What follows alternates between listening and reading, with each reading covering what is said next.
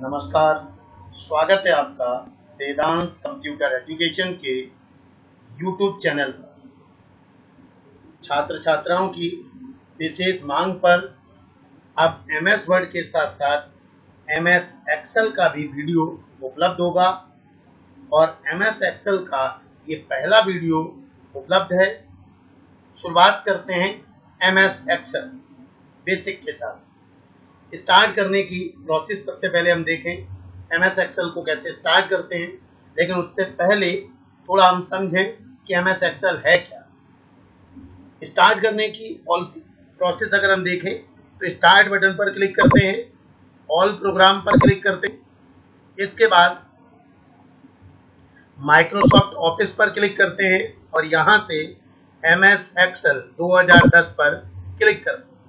आप देखेंगे MS Excel 2010 हमारे सामने ओपन होके आ जाएगा।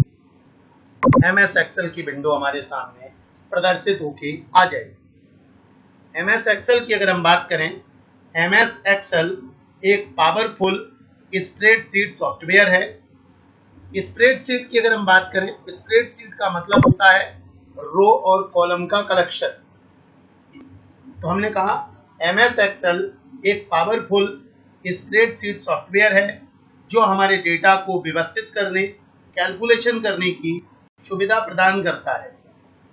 MS एक्सेल में डेटा को टेबल के रूप में प्रदर्शित किया जाता है, जहां इंफॉर्मेशन रो और कॉलम के रूप में व्यवस्थित होती है। यह MS ऑफिस पैकेज के अंतर्गत आता है। माइक्रोसॉफ्ट कंपनी ने वर्ष 1985 में मैक ऑपरेटिंग सिस्टम के लिए MS एक्सेल का पहला वर्जन बनाया था। वर्ष 1990 में इसे MS ऑफिस पैकेज में शामिल किया गया और MS ऑफिस का जो पहला वर्जन आया वर्ष 1990, उसमें MS एक्सेल को शामिल किया गया। MS एक्सेल का यूज मुख्यतः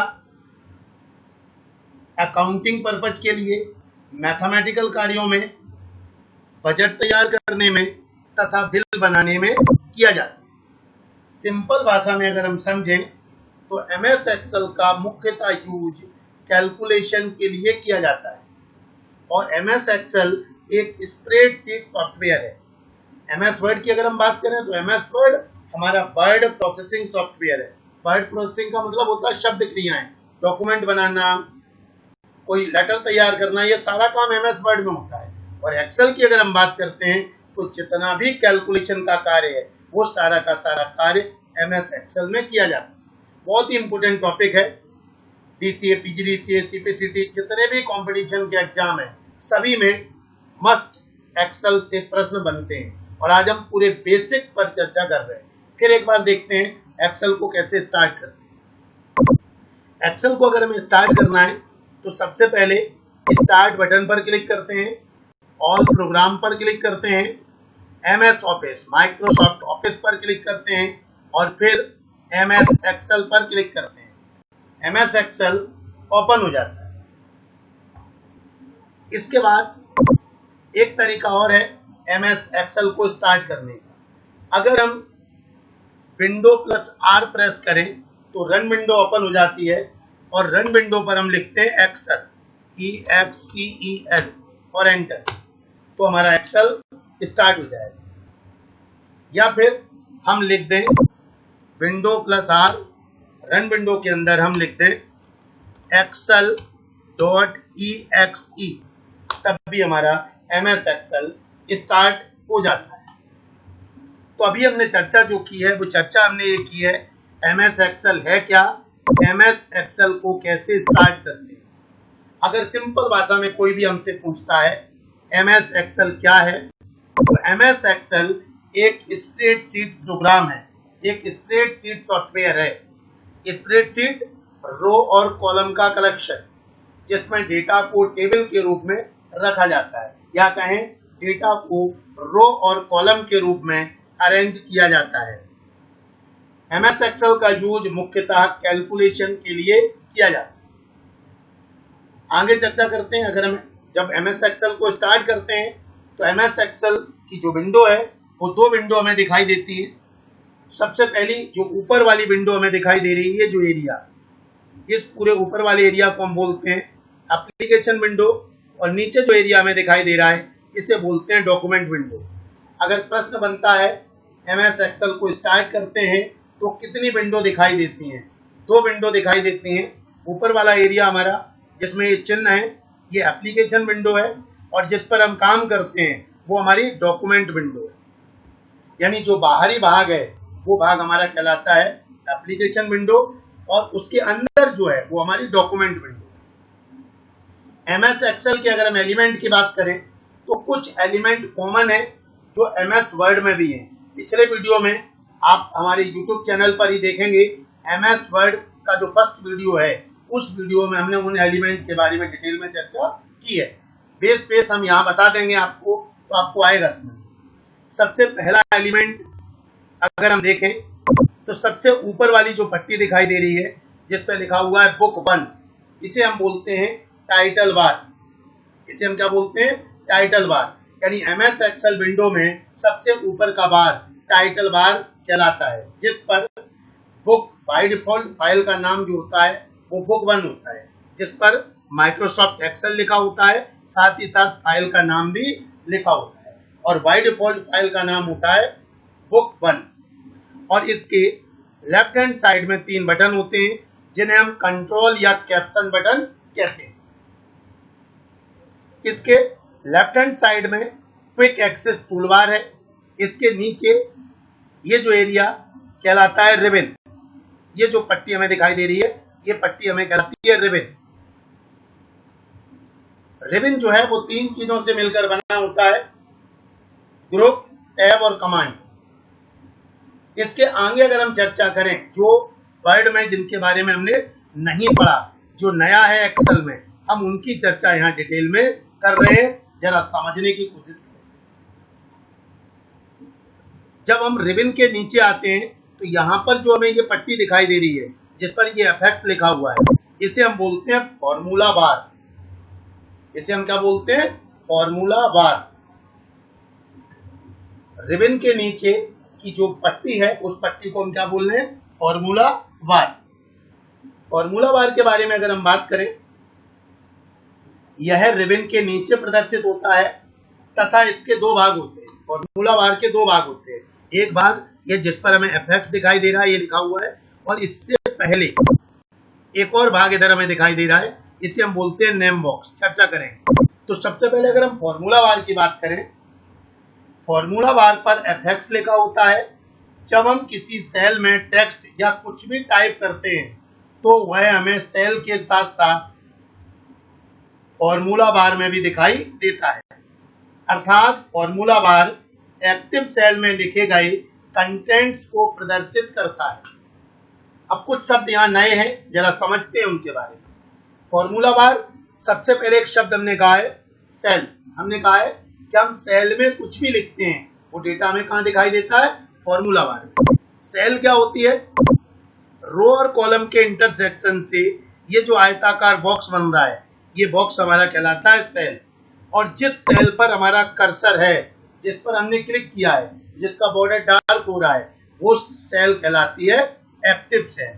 और जब हम एक्टिव सेल में कुछ भी लिखते हैं तो वो हमें सेल के साथ साथ फॉर्मूला बार में भी दिखाई देता है। जैसे इस सेल पर हमने क्लिक किया, अब ये सेल एक्टिव हो गई, इसमें हम कुछ भी लिखेंगे तो वो हमें फॉर्मूला बार में भी दिखाई देगा। तो फॉर्मूला बार की अगर हम चर्चा करें, एक्टिव सेल, प्रश्न बनता है एक्टिव सेल के कंटेंट्स कहां प्रदर्शित होते हैं? फॉर्मूला बार में। ये एक्टिव सेल है जिस पर हमने क्लिक किया, कुछ भी लिखेंगे वो कहां दिखाई देगा आपको? फॉर्मूला बार में। तो सिंपल भाषा में अगर हम चर्चा करें, एक्टिव सेल में लिखा गया डेटा सेल के साथ साथ फॉर्मूला बार पर भी प्रदर्शित होता है। फॉर्मूला बार के पहले अगर हम देखें तो ये जो बॉक्स है, इस बॉक्स को हम बोलते हैं नेम बॉक्स। नेम बॉक्स क्या होता है? नेम बॉक्स सेल का एड्रेस दिखाता है। नेम बॉक्स जो है वो सेल का एड्रेस दिखाता है। सेल में आपको बता चुका हूं, रो और कॉलम के इंटरसेक्शन से अगर हम बात करें, ये हमारी रो है और ये हमारे कॉलम है। ये रो है, ये कॉलम, और रो और कॉलम के इंटरसेक्शन से ये जो बॉक्स बन रहा है, ये बॉक्स हमारा कहलाएगा सेल। रो और कॉलम के इंटरसेक्शन से जो बॉक्स बनता है वो कहलाता है सेल। और एक्टिव सेल का एड्रेस, एक्टिव सेल का जो एड्रेस है, जैसे यहां आपको दिखाई दे रहा है E4, देखेंगे आप यहां क्या लिखा गया है E4। अब ये E4 क्यों आ रहा है? क्योंकि ये बता रहा है E नंबर कॉलम है, 4 नंबर रो है। तो एक्टिव सेल का जो एड्रेस है वो दिखाई देता है नेम बॉक्स। प्रश्न अगर बने एक्टिव सेल का सेल एड्रेस कहां दिखाई देता है? नेम बॉक्स में। एक्टिव सेल के कंटेंट्स कहां दिखाई देते हैं? Formula bar. और सेल का जो एड्रेस है वो कॉलम के नाम और रो के नंबर से मिलकर बना होता है।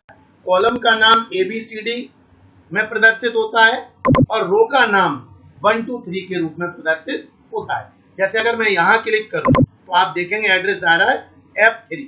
क्यों आ रहा है F3? क्योंकि F नंबर कॉलम है, 3 नंबर रो है। अगर मैं यहां क्लिक करूं तो आएगा A1। A1 क्यों आ रहा है? क्योंकि A नंबर कॉलम है, 1 नंबर रो है।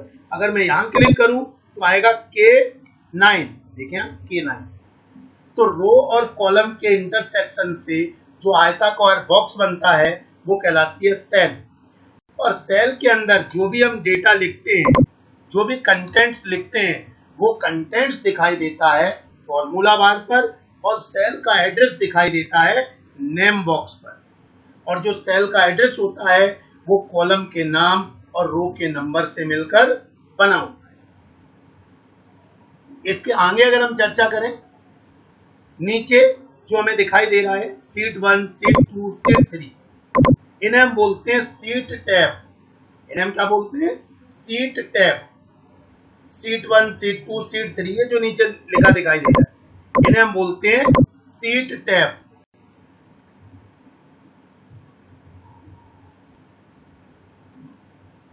सीट टैब वर्कशीट के नीचे स्थित होता है, जिस पर सीट 1, सीट 2, सीट 3 इत्यादि लिखा होता है।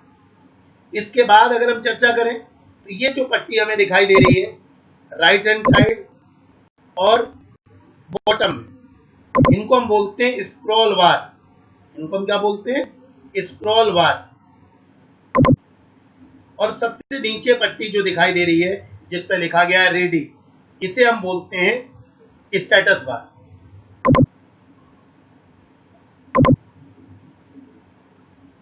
थोड़ा सा आगे बढ़ते हैं, जहां से प्रश्न बनने स्टार्ट होते हैं वहां चर्चा हम करते हैं। यहां पर सबसे पहली चर्चा आती है वर्कशीट। अगर हम वर्कशीट की बात करें, वर्कशीट क्या है? फॉर्मूला बार के नीचे का विशाल भाग वर्कशीट एरिया होता है। ये फॉर्मूला बार है। फॉर्मूला बार के नीचे का ये जो पूरा भाग है, ये पूरा भाग हमारा कहलाता है वर्कशीट एरिया। यह अनेक रो और कॉलम में विभाजित होता है। आप देखेंगे ये नंबर ऑफ रो है, number of column.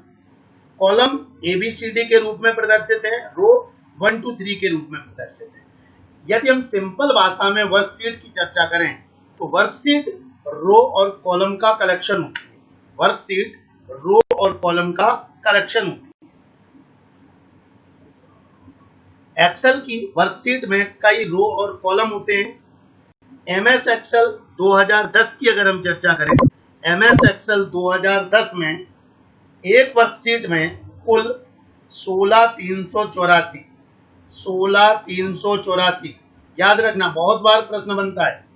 MS Excel 2010 में एक वर्कशीट में कुल 16,384 कॉलम तथा 10,48,576 रो होती है।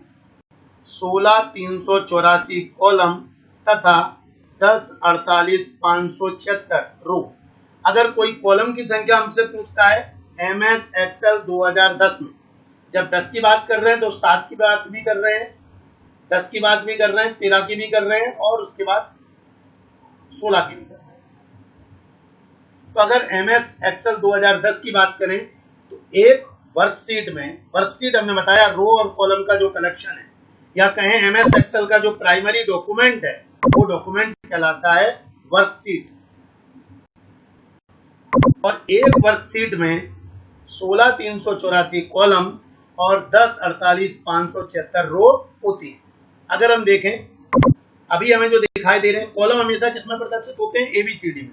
अगर हम एरो प्रेस करके आगे जाएं, आप देखें कॉलम बढ़ते जा रहे हैं, और अंतिम कॉलम पर अगर हमें जाना है तो कंट्रोल के साथ राइट एरो दबा दें तो अंतिम कॉलम आ रहा है। अंतिम कॉलम में लिखा हुआ है XFD, और XFD की जो वैल्यू है वो है 16,384, ये रोमन में लिखा हुआ है।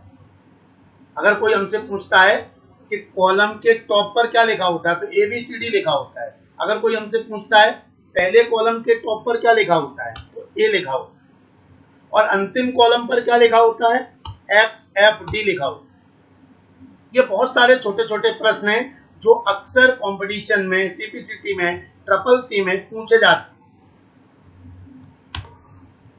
एक वर्कशीट में कॉलम की संख्या 16,384। अगर हमें जाना है अंतिम कॉलम पर, कंट्रोल के साथ राइट एरो दबाएंगे, अंतिम कॉलम पर पहुंच जाएंगे, कंट्रोल के साथ लेफ्ट एरो दबाएंगे, फर्स्ट कॉलम पर आ जाएंगे। रो की बात करें, हमने कहा टोटल रो होती है 10,48,576। अभी हम एरो से नीचे जाएं, देखें आप बढ़ते जाएंगे, लेकिन अगर अंतिम पर जाना है तो कंट्रोल के साथ डाउन एरो, आप संख्या देखेंगे आ रही है 10,48,576, 10,48,576। कंट्रोल के साथ अप एरो दबाएंगे तो फर्स्ट पर आ जाएगा। रो नंबर हमेशा 1 2 3 के रूप में प्रदर्शित होते हैं और कॉलम के नाम ABCD के रूप में प्रदर्शित होते हैं। अंतिम कॉलम होता है उस पर लिखा होता है XFD, जिसकी वैल्यू है 16,384। वर्कशीट क्लियर है, सेल क्लियर है, फॉर्मूला बार क्लियर है, नेम बॉक्स क्लियर है। आगे बढ़ते हैं, अगला शब्द इसी में आता है वो है वर्कबुक। अगर हम वर्कबुक की बात करें तो वर्कबुक एक्सेल की फाइल को कहते हैं। एक्सेल की फाइल को वर्कबुक कहा जाता है। MS वर्ड में ही जिसे हम डॉक्यूमेंट कहते थे, यहां पर उसी को हम कह रहे हैं वर्कबुक। प्रत्येक वर्कबुक अनेक वर्कशीट से मिलकर बनी होती है। जैसे हम बात डॉक्यूमेंट की करते थे तो डॉक्यूमेंट में कई सारे पेजेज होते हैं, इसी प्रकार से यहाँ कई सारी वर्कशीट होती है। तो प्रत्येक वर्कबुक अनेक वर्कशीट से मिलकर बनी होती है। एक वर्कबुक में बाय डिफॉल्ट 3 वर्कशीट होती हैं। फिर से एक इंपॉर्टेंट प्रश्न है, समझने की कोशिश करें। हमने कहा वर्कबुक जो है वो वर्कशीट का कलेक्शन है। वर्कबुक वर्कशीट का कलेक्शन है, और एक वर्कबुक में बाय डिफॉल्ट 3 वर्कशीट होती हैं। आप यहां पर भी देखेंगे ये जो पूरी है ये हमारी वर्कबुक है। ये शीट 1 जो है ये वर्कशीट है, ऐसे ये शीट 2 है ये भी वर्कशीट है, ये शीट 3 है ये भी वर्कशीट है, और जब इन तीनों को मिला देंगे तो ये क्या बन जाएगी, वर्कबुक। और एक वर्कबुक में बाय डिफॉल्ट 3 वर्कशीट होती हैं। हम इनकी संख्या अपनी इच्छा अनुसार बढ़ा सकते हैं, जितनी चाहें आप क्लिक करते जाएंगे, देखेंगे वर्कशीट की संख्या बढ़ती जा रही है। लेकिन बाय डिफॉल्ट जो संख्या होती है वो कितनी होती है, 3। जब हम MS एक्सेल को स्टार्ट करते हैं तो बाय डिफॉल्ट जो सीट आती है वर्कशीट वो कितनी आती है, 3। फिर मैं एक बार दिखाता हूँ, क्लिक किया, ये हम स्टार्ट किया एक्सेल को। तो जब एक्सेल को स्टार्ट करेंगे तो बाय डिफॉल्ट जो संख्या आएगी वर्कशीट की, आप देखेंगे sheet 1, sheet 2, sheet 3, by default आती है 3। तो वर्कबुक एक्सेल की फाइल को कहते हैं, और MS एक्सेल की एक वर्कबुक में बाय डिफॉल्ट जो संख्या होती है वो 3 होती है, जिसकी संख्या अपनी इच्छा अनुसार या मेमोरी की क्षमता अनुसार हम जितनी चाहें उतनी कर सकते हैं। और अगर कोई हमसे पूछता है, प्रश्न बनता है कि एक्सेल में बाय डिफॉल्ट वर्कशीट की संख्या कितनी होती है, 3, मैक्सिमम कितनी होती है, मेमोरी की क्षमता अनुसार, और अगर मिनिमम की बात करें तो मिनिमम होती है 1। इनमें से कोई भी 2 वर्कशीट हम डिलीट कर सकते हैं। जैसे ये शीट 1 डिलीट करनी है, बिल्कुल डिलीट हो जाएगी। शीट 2 डिलीट करनी है, बिल्कुल डिलीट हो जाएगी। लेकिन अब एक शीट बची है, इसको डिलीट करेंगे, नहीं होगी डिलीट। कह रहा है कम से कम एक वर्कशीट विजुअल होनी चाहिए। तो अगर प्रश्न बनता है एमएस एक्सेल की वर्कबुक में बाय डिफॉल्ट कितनी वर्कशीट होती हैं? 3। मैक्सिमम कितनी होती है? मेमोरी की क्षमता अनुसार। और मिनिमम कितनी होती है? 1।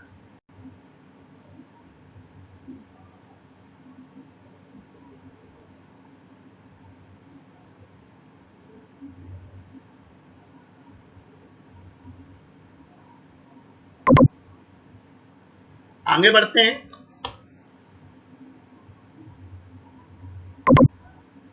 एक्सेल बहुत ही यूजफुल है, एक एक पॉइंट को हमें समझना है।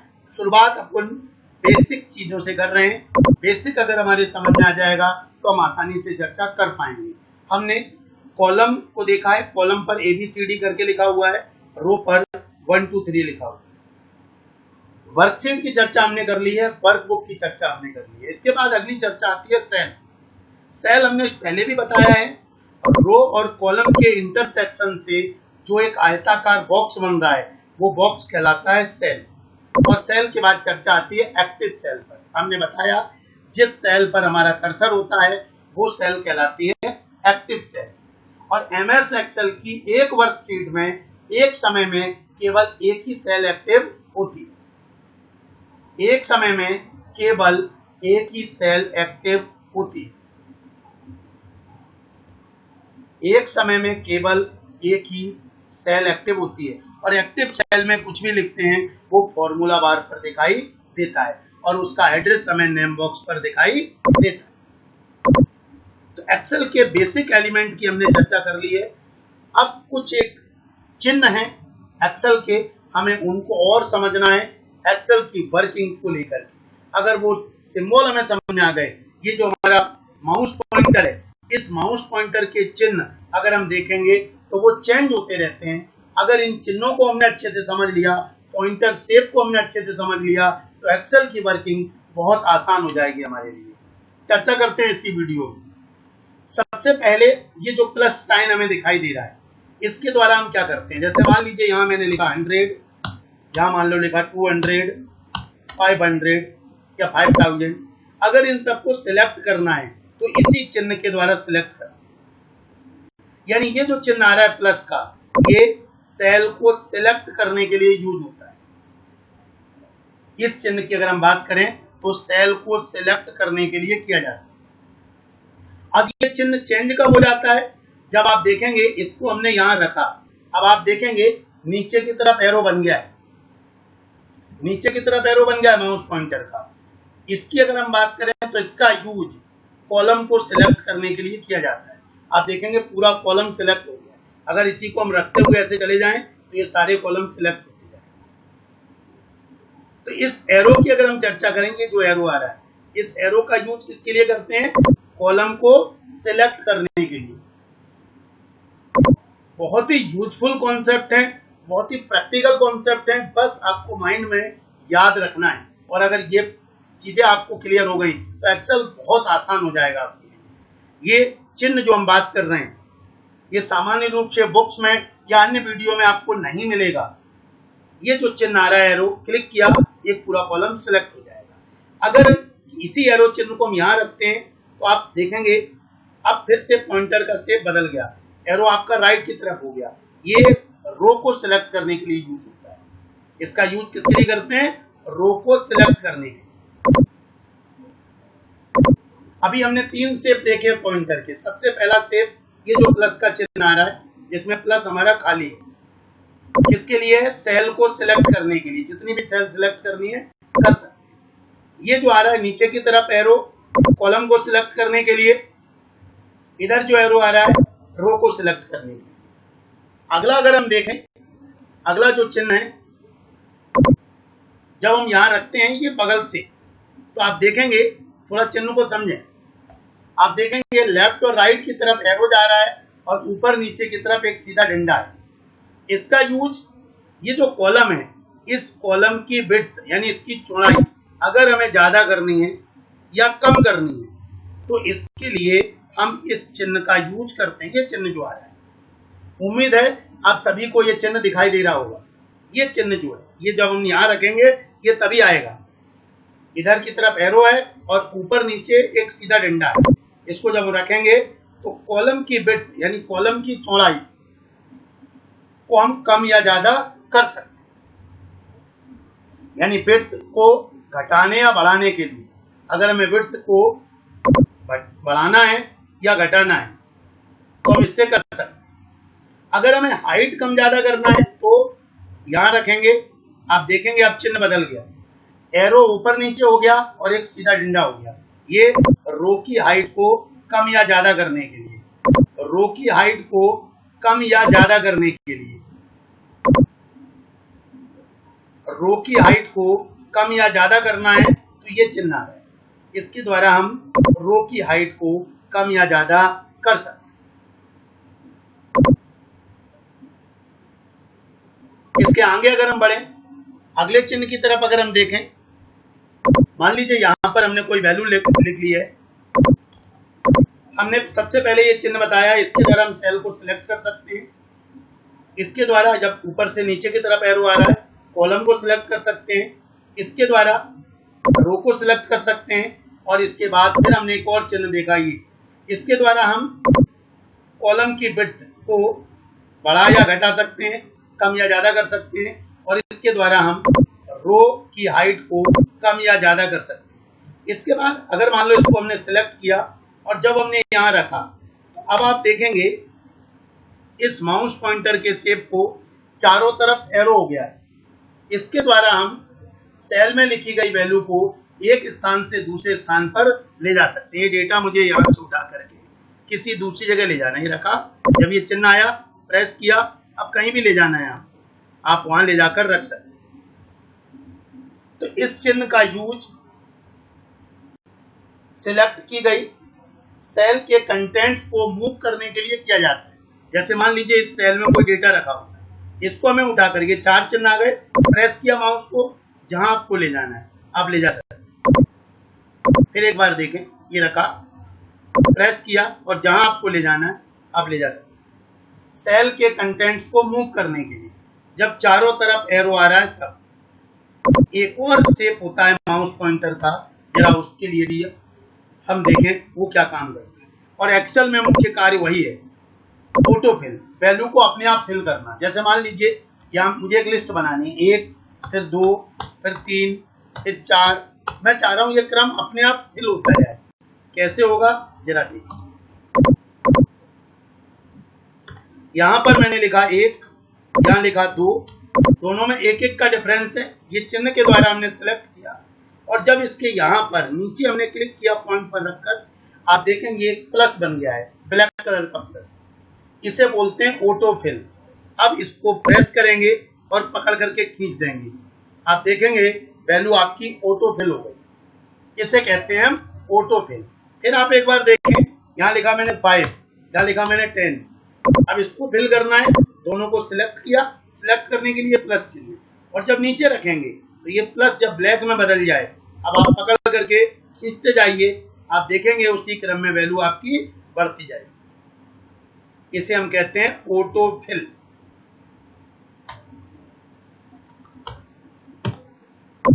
तो एमएस एक्सेल का ये जो बेस था, ये जो बेसिक था, वो बेसिक हमने आपको बताया। एक्सेल है क्या, कैसे स्टार्ट करते हैं, कौन कौन से एलिमेंट हैं, वर्कशीट क्या है, वर्कबुक क्या है, सेल क्या है, फॉर्मूला बार क्या है, नेम बॉक्स क्या है, सीट टैब क्या है, और सबसे इंपॉर्टेंट चीज की जिसकी हमने चर्चा की है, वो चर्चा की हमने पॉइंटर शेप। अगर पॉइंटर शेप पर कार्य करना हमें आ गया तो एक्सेल में बहुत आसानी से हम काम कर सकते हैं। अतिशीघ्र हम नए वीडियो के साथ, एक्सेल के नए वीडियो के साथ मिलेंगे। तब तक आप इस चैनल को सब्सक्राइब करें, बेल आइकन पर क्लिक कर दें, जिससे नई वीडियो की जानकारी आप तक मिलती रहे। और ये वीडियो आपको कैसा लगा कमेंट में जरूर बताएं। बहुत बहुत धन्यवाद।